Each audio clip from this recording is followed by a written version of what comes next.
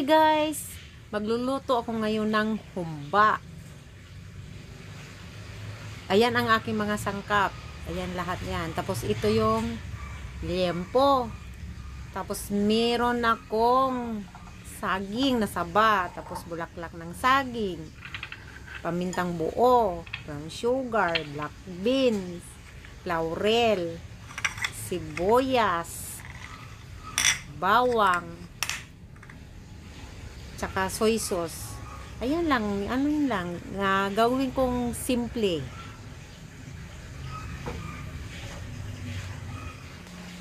Tapos ngayon, ito yung kawali ko. Meron ng mantika yan.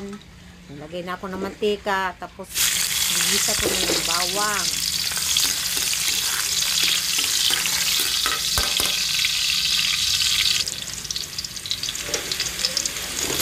Sunod ko na ang sibuyas.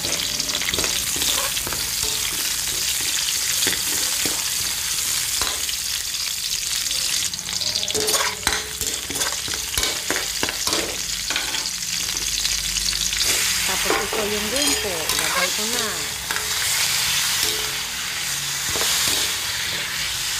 Kasi sa totoong pagluto nito yung sa Bisaya talaga, siya, yung alisan muna siya ng mantika. Kaya lang iba na kasi ang baboy ngayon hindi katulad dati na mga nipin.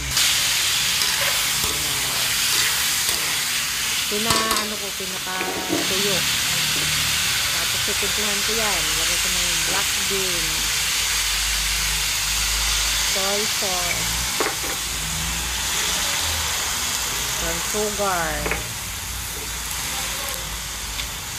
yung pamintang buo, laurel, suka, kunting tubig, haluin.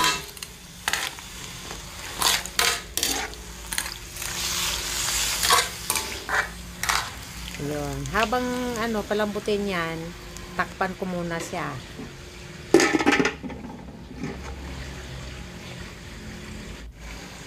Pagkatapos ng ilang oras, siguro mga 2 hours, ito na yun siya guys. Ano na siya? Malambot na. So, ayun na. Kailangan kong ilagay yung bulaklak. Ayan na siya. Nilagay ko na. Tapos ilagay ko na rin itong saging, yung saba. Ayan, ilagay ko na.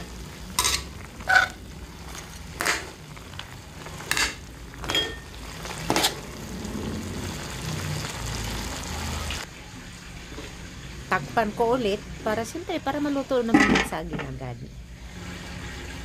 Pagka ilang lipas ng ilang minuto, ito na, luto na yung saging saba. Ayun, tapos medyo malapot na yung yung sauce niya. Ayan, luto na yan siya. Ganun lang kasimple. Ayan, ayan.